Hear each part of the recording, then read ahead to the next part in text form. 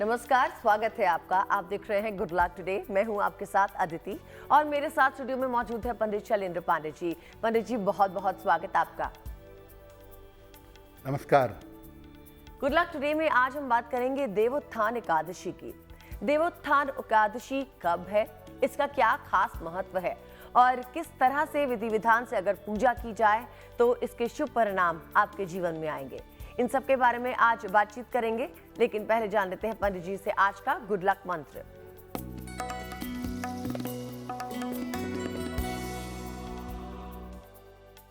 आप किसी भी एकादशी का उपवास रखें या न रखें, लेकिन देवोत्थान एकादशी का उपवास जरूर रखिएगा। नहीं ज्यादा कर सकते, फल खा के रखिए, जल पी के रखिए, लेकिन जरूर रखिए। अगर आप देवोत्थान एकादशी का पालन करेंगे तो इससे आपको समस्त एकादशियों का शुभ फल प्राप्त होगा। जी पंडित जी, आगे भी विस्तार में आपसे जानेंगे देवोत्थान एकादशी के दिन क्या करना चाहिए, लेकिन हमें बताइए कि 12 नवंबर का दिन यानी मंगलवार का दिन कैसा रहने वाला है और इसका पंचांग क्या है।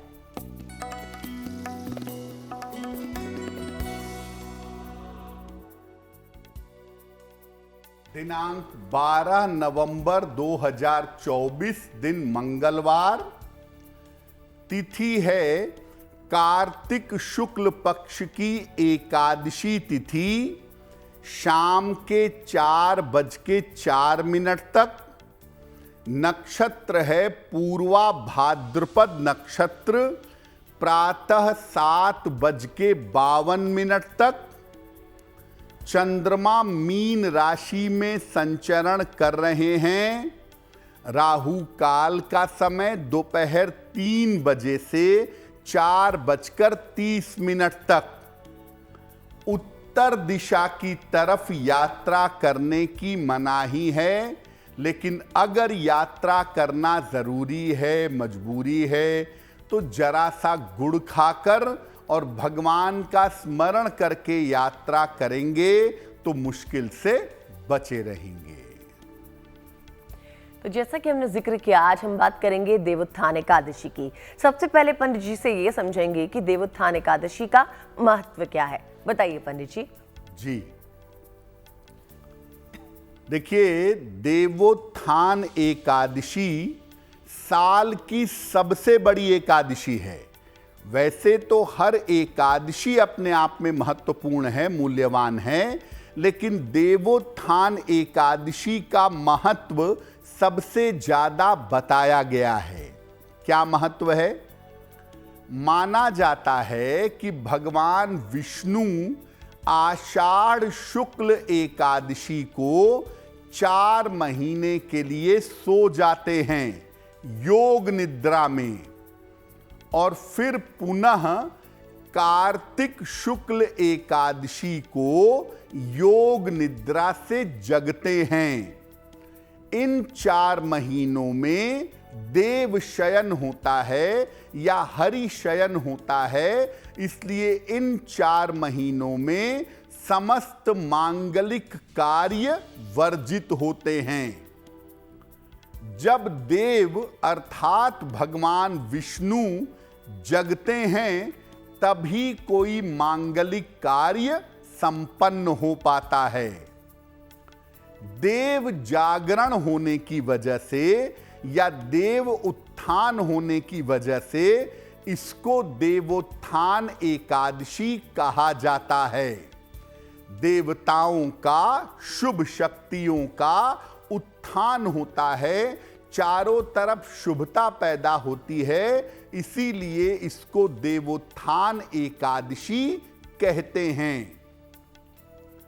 इस दिन उपवास रखने का, पूजा उपासना करने का विशेष महत्व है। कहा जाता है देवोत्थान एकादशी पर अगर आप उपवास रखते हैं, साधना करते हैं, तपस्या करते हैं, तो इससे आपको मोक्ष की प्राप्ति होती है। जैसा आपको आरंभ में ही बताया कि साल में आप कोई भी एकादशी का पालन करें या न करें, लेकिन देवोत्थान एकादशी पर अगर आप उपवास रखें, इसके नियमों का पालन करें, तो आपको विशेष लाभ अवश्य होगा। जी पंडित जी, हमें अभी बताइए कि मेष, वृषभ और मिथुन राशि वालों के लिए आने वाले दिन का भाग्यफल कैसा रहेगा।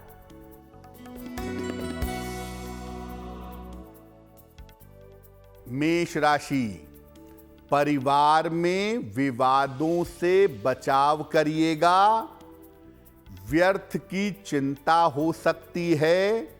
स्वास्थ्य का ध्यान बनाए रखेंगे।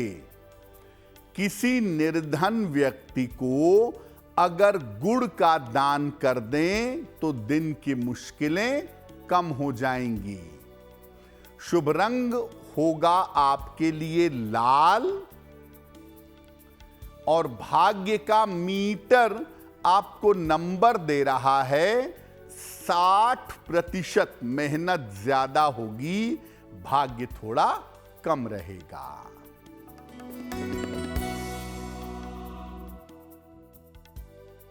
वृषभ राशि, धन का लाभ होगा। परिवार में प्रसन्नता आएगी। मानसिक चिंताएं समाप्त होंगी। किसी निर्धन व्यक्ति को अगर धन का दान कर दें तो दिन बेहतर होगा। शुभ रंग होगा आपके लिए क्रीम और भाग्य का मीटर आपको नंबर दे रहा है 70%। मध्यम भाग्य आपके साथ बना हुआ है।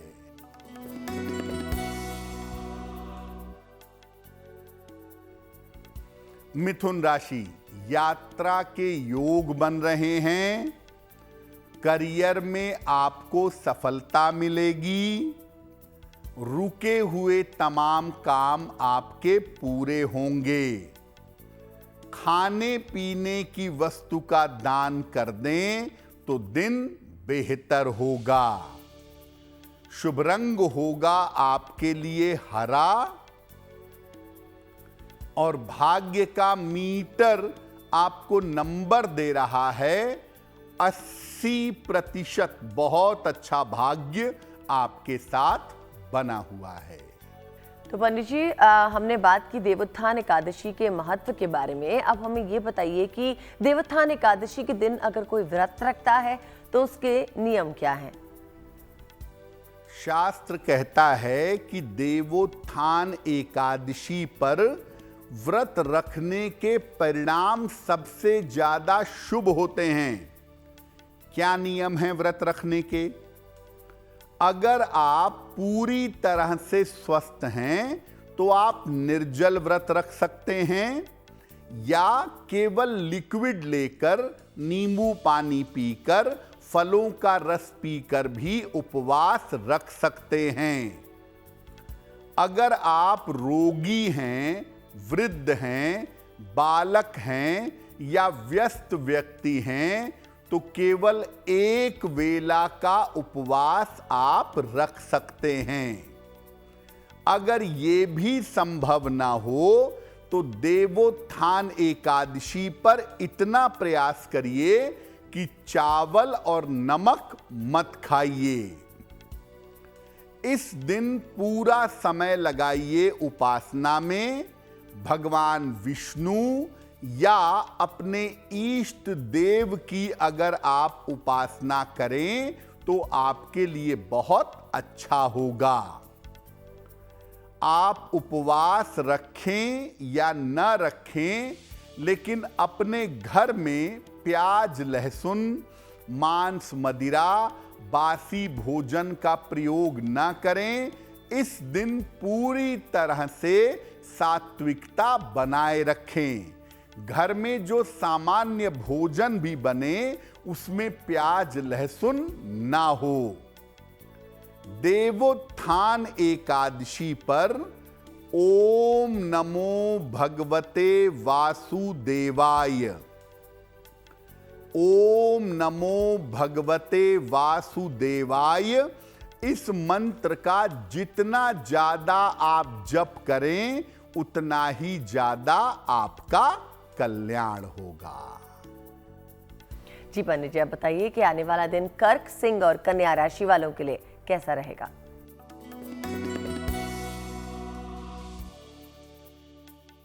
कर्क राशि, स्वास्थ्य में आपके सुधार होता दिख रहा है। धन लाभ के योग बन रहे हैं। रुके हुए तमाम काम आपके पूरे होंगे। हनुमान चालीसा का अगर एक बार पाठ कर लें तो दिन बेहतर होगा। शुभ रंग होगा आपके लिए सफेद और भाग्य का मीटर आपको नंबर दे रहा है 75% उत्तम भाग्य आपके साथ बना हुआ है।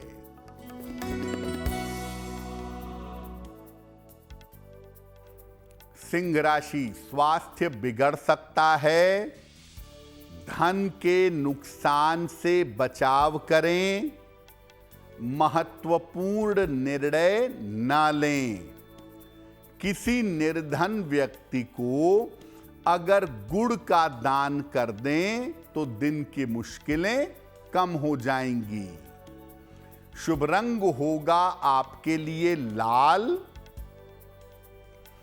और भाग्य का मीटर आपको नंबर दे रहा है 60%। मेहनत ज्यादा होगी, भाग्य थोड़ा कम रहेगा।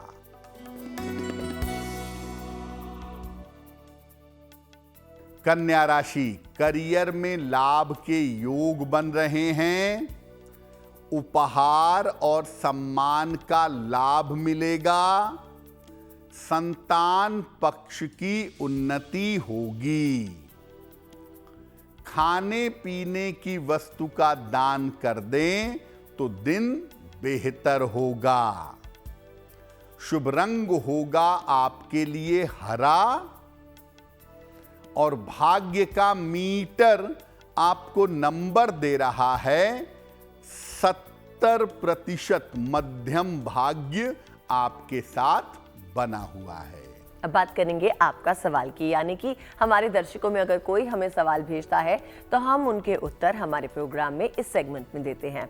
अगर आप में भी कोई हमें सवाल भेजना चाहता है, किसी भी समस्या का समाधान ढूंढ रहा है, तो आप हमें मेल लिख भेजिए। हमारा ईमेल एड्रेस आपकी स्क्रीन पे फ्लैश हो रहा है। जान लेते हैं अभी पंडित जी से कि किस दर्शक का सवाल पंडित जी ले रहे हैं। बताइए पंडित जी। जी,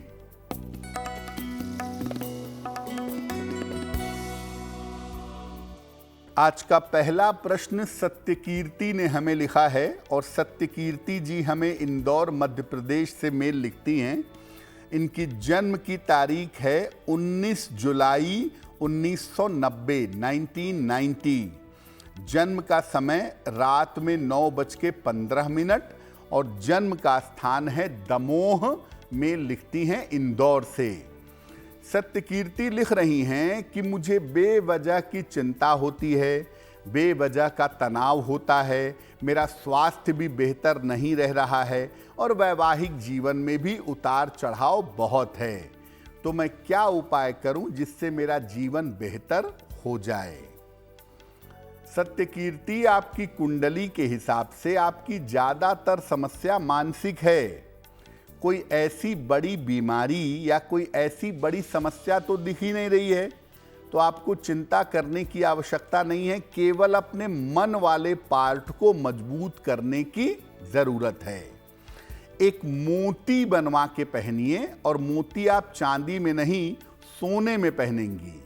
एक 8-10 रत्ती की मोती सोने की अंगूठी में, दाहिने हाथ की सबसे छोटी उंगली में, शुक्ल पक्ष के सोमवार की रात को एक मोती आप धारण कर लें और सुबह शाम दोनों समय अधिक से अधिक 1 माला, 3 माला, 5 माला नमः शिवाय का जप करें।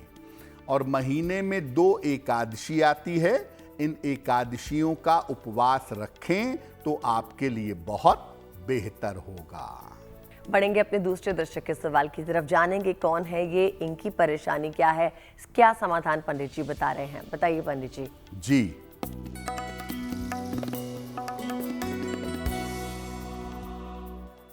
अगला प्रश्न हमें सतीश चंद्र जी ने लिखा है और सतीश चंद्र जी हमें दिल्ली से मेल लिखते हैं। इनकी जन्म की तारीख है 3 जनवरी 1980 1980। जन्म का समय शाम के 6 बजे और जन्म का स्थान है गोंडा, उत्तर प्रदेश। मेल लिखते हैं दिल्ली से। सतीश जी लिख रहे हैं कि मैं अभी गवर्नमेंट जॉब कर रहा हूं, लेकिन मैं अपना ट्रांसफ़र चाहता हूं, स्थान परिवर्तन चाहता हूं, जो कि नहीं हो पा रहा है। तो मैं क्या उपाय करूं कि मेरा स्थान परिवर्तन हो जाए और आने वाले समय में मेरी पारिवारिक स्थिति कैसी रहेगी। सतीश जी, अभी हाल फिलहाल स्थान परिवर्तन नहीं दिख रहा है आपका। आप अगस्त 2025 के बाद प्रयास करिएगा। अगस्त 2025 के बाद आपके स्थान परिवर्तन के योग बन रहे हैं और उस समय आपका स्थान परिवर्तन जरूर हो जाएगा। दूसरी बात यह है कि पारिवारिक जीवन आपका सामान्य है, उसमें कोई ऐसी बहुत बड़ी समस्या नहीं दिखती है, तो पारिवारिक जीवन कुल मिला जुला के ठीक रहेगा। लेकिन मैं इतना ज़रूर कहूँगा कि अभी से लेकर के और मार्च 2025 तक आपके साथ कोई दुर्घटना ना हो, कोई स्वास्थ्य में समस्या ना हो, इसका थोड़ा सा ध्यान बनाए रखिएगा। एक पन्ना बनवा के पहन लीजिए, 6-7 रत्ती का पन्ना, चांदी की अंगूठी में, दाहिने हाथ की सबसे छोटी उंगली में। बुधवार की शाम को एक पन्ना पहने और सुबह शाम दोनों समय एक बार शनि चालीसा का अगर पाठ करें तो आपके लिए बहुत बेहतर होगा। तो पंडित जी से हमने समझा कि व्रत के नियम क्या हैं। अब जानेंगे देवोत्थान एकादशी की पूजा विधि कैसी होनी चाहिए। बताइए पंडित जी। देखिए, सामान्य एकादशियों की पूजा विधि सामान्य होती है। देवोत्थान एकादशी महा एकादशी है, बहुत बड़ी एकादशी है, तो इसकी पूजा विधि भी विशिष्ट है, विशेष है। क्या है? गन्ने का अपने घर के आंगन में बीचों बीच में एक मंडप बनाएं और मंडप के बीच में चावल के आटे से चौक बनाएं या सुंदर सी एक रंगोली बनाएं।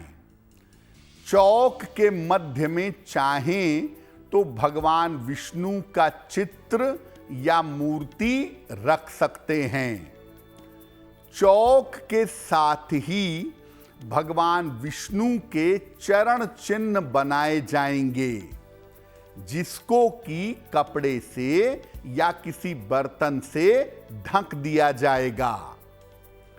भगवान को गन्ना, सिंघाड़ा और फल मिठाई समर्पित किया जाएगा। घी का एक दीपक उस चौक के पास जलाया जाएगा और ये दीपक रात भर जलता रहेगा। मध्यरात्रि तक भगवान की पूजा करिएगा। भोर में लगभग 3-4 बजे जो कपड़े से चरणों को ढका था वो कपड़ा हटा दें या वो बर्तन हटा दें। भगवान के चरणों पर फूल चढ़ाएं, धूप दीप दिखाएं और उनके चरणों की विधिवत पूजा करें। चरणों को स्पर्श करके उनको जगाएं। मंगलम भगवान विष्णु, मंगलम गरुड़ध्वजः, मंगलम पुंडरीकाक्षः, मंगलाय तनोहरि। हे प्रभु, आप योग निद्रा से जगिए और समस्त सृष्टि का मंगल करिए, कल्याण करिए। इसके बाद शंख, घंटा और कीर्तन की ध्वनि की जाएगी। इसके बाद व्रत उपवास की कथा सुनी जाएगी और जब कथा समाप्त हो जाएगी, भगवान विष्णु योग निद्रा से जग जाएंगे। तब इसके बाद से सारे मंगल कार्य विधिवत शुरू किए जा सकते हैं, सारे मंगल कार्य अच्छी तरह से शुरू होंगे। भगवान के चरणों का स्पर्श करके देवोत्थान एकादशी की रात को आप जो भी मनोकामना कहेंगे वो मनोकामना आपकी पूरी होगी। ये एक बड़ा विशेष प्रयोग है जो देवोत्थान एकादशी की रात को करना चाहिए। अब जानते हैं तुला, वृश्चिक और धनु राशि वालों के लिए आने वाले दिन में कैसा भाग्यफल रहेगा।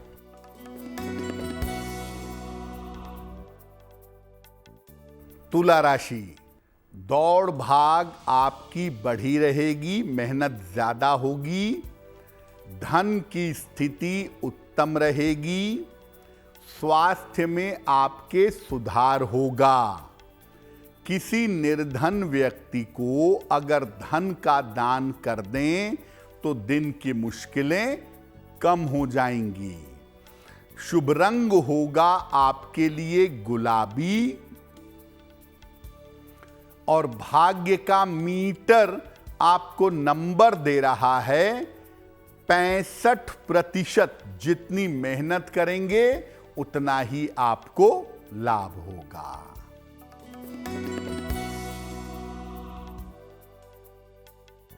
वृश्चिक राशि, स्वास्थ्य में सुधार होगा, करियर में सुधार होगा, संपत्ति लाभ के योग बन रहे हैं।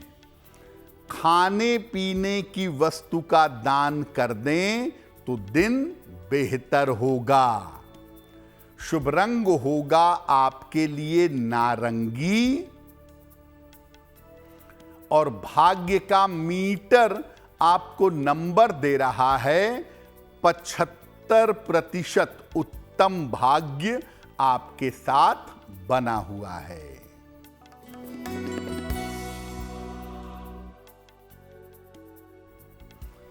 धनु राशि, ऑफिस में समस्या हो सकती है, वाहन सावधानी से चलाएं, खान पान का ध्यान रखें।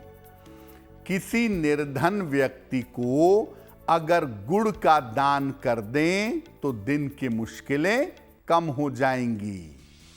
शुभ रंग होगा आपके लिए पीला और भाग्य का मीटर आपको नंबर दे रहा है 60%। मेहनत ज्यादा होगी, भाग्य थोड़ा कम रहेगा।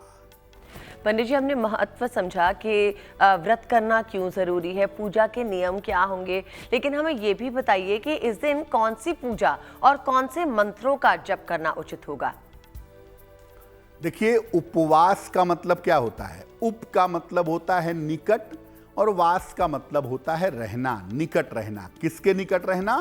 प्रभु के निकट रहना। और उसका सबसे अच्छा तरीका यह है कि आप भगवान के नाम का जप करें।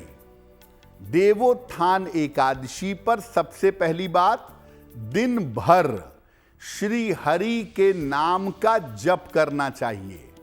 हरि का मतलब क्या होता है? हरति पापम इत्यर्थे हरि। जो पापों का हरण कर ले वो हरि है।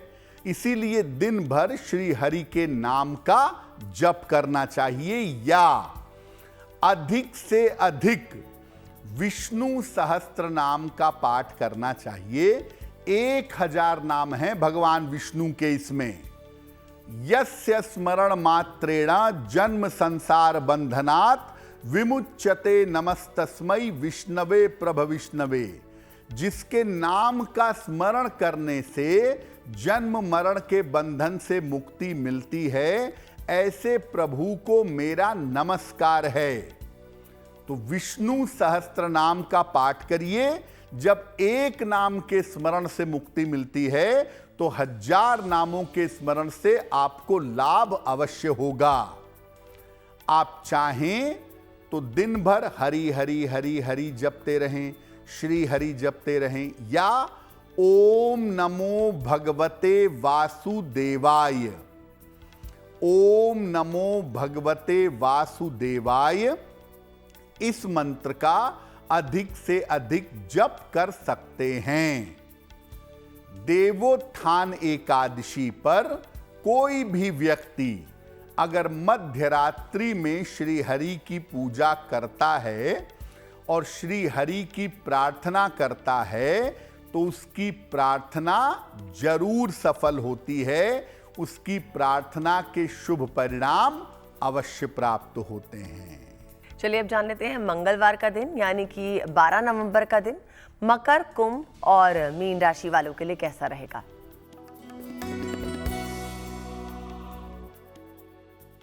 मकर राशि, धन लाभ के योग बन रहे हैं, धन की प्राप्ति होगी, मानसिक चिंता समाप्त होगी, पारिवारिक जीवन में सुधार होगा।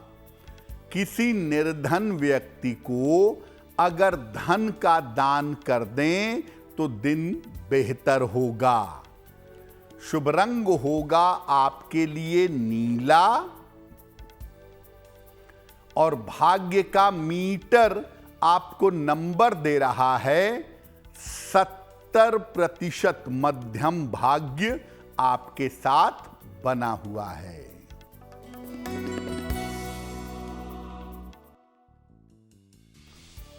कुंभ राशि, शिक्षा में सफलता मिलेगी, करियर में आपके सुधार होगा, धन लाभ के योग बन रहे हैं। खाने पीने की वस्तु का दान कर दें तो दिन बेहतर होगा। शुभ रंग होगा आपके लिए आसमानी और भाग्य का मीटर आपको नंबर दे रहा है 80%। बहुत अच्छा भाग्य आपके साथ बना हुआ है।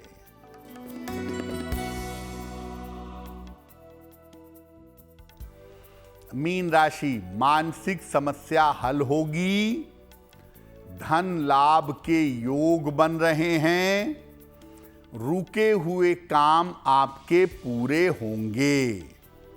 हनुमान चालीसा का अगर एक बार पाठ कर लें तो आपका दिन और भी बेहतर होगा।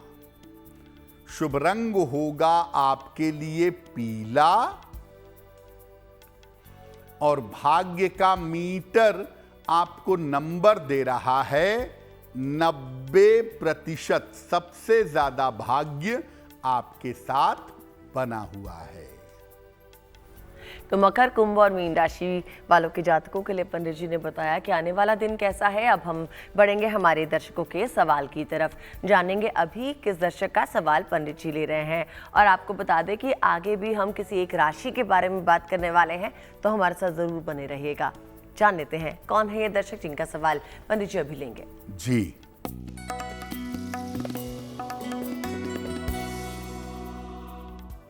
अगला प्रश्न विनोद कुमार यादव जी ने हमें लिखा है, हरियाणा से लिखते हैं। इनकी जन्म की तारीख है 7 अक्टूबर 1973, 1973।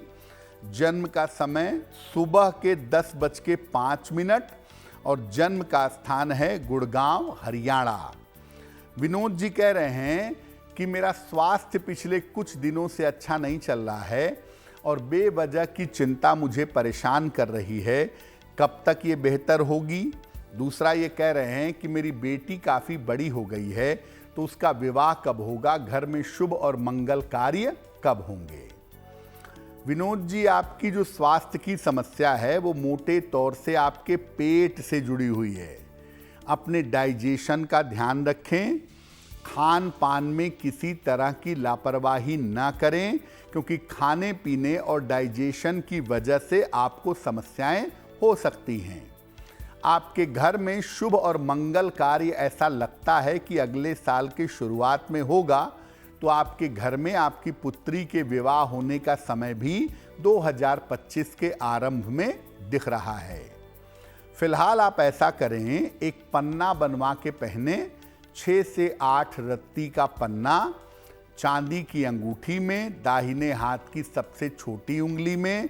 बुधवार की शाम को एक पन्ना पहने और सुबह शाम दोनों समय एक एक बार नारायण कवच का पाठ करें।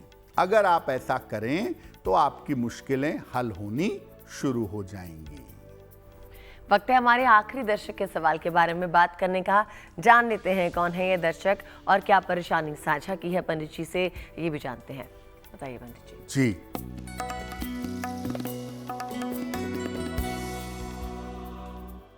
आज का अंतिम प्रश्न सुगंधा जी ने हमें लिखा है और सुगंधा जी हमें बिहार से मेल लिखती हैं। इनकी जन्म की तारीख है 13 अगस्त 1990। जन्म का समय शाम के लगभग 5 बजे। जन्म का स्थान बक्सर, बिहार। सुगंधा जी कह रही हैं कि मैं अभी गवर्नमेंट जॉब में हूं और बहुत दिक्कतें आ रही हैं। ऑफिस के लोग सपोर्ट नहीं करते हैं, उच्चाधिकारी के साथ तालमेल नहीं बनता है। कभी कभी ऐसा लगता है कि मैं नौकरी छोड़ दूं, तो मैं क्या करूं जिससे मेरी नौकरी ठीक चल सके और मेरी चिंताएं दूर हो जाएं। सुगंधा जी थोड़ा सा इंतज़ार करिए जनवरी 2025 तक का। जनवरी 2025 के बाद आपका मनचाहा स्थान परिवर्तन होगा और उसके बाद जिस जगह पे आप नौकरी के लिए जाएंगी वहाँ पे आपको अनुकूल स्थितियाँ, परिस्थितियाँ मिल जाएंगी। नौकरी छोड़ने की बिल्कुल आवश्यकता नहीं है। फिलहाल आप ऐसा करें, वर्तमान की समस्या आपकी दूर हो जाए, इसके लिए एक तांबे का छल्ला बनवा लें। तांबे का एक छल्ला दाहिने हाथ की अनामिका अंगुली में रविवार को प्रातः पहन लें। रोज सुबह सूर्य भगवान को जल चढ़ाएं और ओम आदित्याय नमः इस मंत्र का सुबह के समय जप करें। ये 2 काम आप करना शुरू कर दें, आपकी मुश्किलें हल हो जाएंगी। पंडित जी, जिनका जन्मदिन 12 नवंबर को है उनके लिए बताइए आने वाला साल कैसा होगा।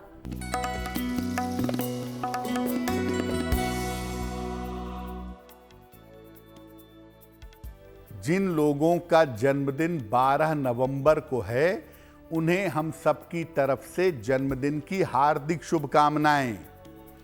आने वाले वर्ष में आपको करियर में बड़ी सफलता मिलेगी। स्थान परिवर्तन के योग आपके बन रहे हैं। स्वास्थ्य आपका धीरे धीरे बेहतर होगा। साल के अंत में आपको किसी संपत्ति का लाभ हो सकता है। क्या करेंगे? पूरे साल भर बृहस्पति मंत्र का अगर जप करें तो आपके लिए वर्ष बहुत अच्छा रहेगा। बात करेंगे आज की जिज्ञासा के बारे में। पंडित जी से समझते हैं कि क्या सीढ़ियों के नीचे से गुजरने पर दुर्भाग्य साथ लग जाता है। लोगों का ऐसा कहना है कि अगर दीवार पर टिका करके लकड़ी की या कोई सीढ़ी रखी हो और आप उसके नीचे से निकल जाएं तो आपकी किस्मत जो है वो आपका साथ देना बंद कर देती है, दुर्भाग्य आपके साथ लग जाता है। क्या ऐसा है? देखिए, ये मान्यता पाश्चात्य देशों में, वेस्टर्न कंट्रीज में ज्यादा प्रचलित है, लेकिन इसके पीछे कोई आध्यात्मिक कारण हो, कोई ग्रह का कारण हो, कोई वैज्ञानिक कारण हो, ऐसा कुछ नहीं है। इसीलिए ये अंधविश्वास है। आप सीढ़ी के नीचे से 100 बार निकलिए, आपके पीछे कोई दुर्भाग्य नहीं लगेगा। और अब बात मंगलवार यानी 12 नवंबर के शुभ पहर की।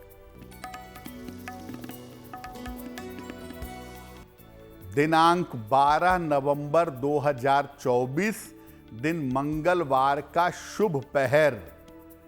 शुभ पहर का समय है रात के 12 बजे से 1:30 तक। इस समय में भगवान विष्णु की उपासना और प्रार्थना करिएगा। ऐसा करने से जीवन में शुभता आएगी, मंगल होगा। लेकिन करेंगे शुभ पहर में ही। समय फिर से नोट करें, 12 नवंबर मंगलवार रात के 12 बजे से 1:30 के बीच में। चलिए अब बात करते हैं आज की राशि के बारे में। जानेंगे पंडित जी से कि कौन सी है ये गुड लक राशि और क्या बता रहे हैं पंडित जी इनके आने वाले जीवन के बारे में। हम आपको बता रहे हैं कि आप कौन सी धातु का, कौन से मेटल का जीवन में प्रयोग करें जिससे आपको लाभ हो। आज की गुड लक राशि है वृषभ राशि।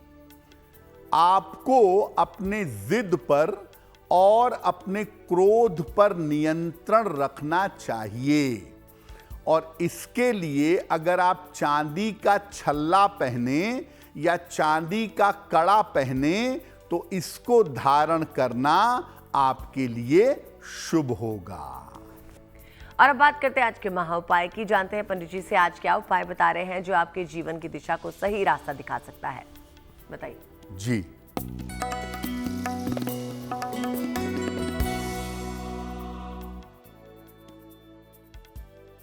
आज हम बात कर रहे हैं देवोत्थान एकादशी की। आप अपनी कोई भी रीजनेबल, कोई भी सही मनोकामना पूरी करना चाहते हैं तो दिन भर आज उपवास रखिए देवोत्थान एकादशी पर या सात्विक आहार ग्रहण करिए। मध्य रात्रि को लगभग 11 से 1 के बीच का समय अगर आप ले लें, विष्णु सहस्त्र नाम का पाठ करिए। इसके बाद भगवान विष्णु की आरती करिए और तब उनके चरणों को स्पर्श करके अपनी मनोकामना कहिएगा। अगर आप देवोत्थान एकादशी की रात्रि को ऐसा करते हैं, आपकी जटिल से जटिल समस्या दूर होगी, बड़ी से बड़ी मनोकामना पूरी होगी। जाना पंडित जी से महा उपाय और साथ ही वक्त है आपसे विदा लेने का। पंडित जी बहुत बहुत शुक्रिया हमारे साथ जुड़ने के लिए। धन्यवाद। इसी के साथ मुझे यानी अदिति को भी दीजिए इजाजत और देश और दुनिया की बाकी खबरों के लिए आप देखते रहिए GNT यानी गुड न्यूज टुडे।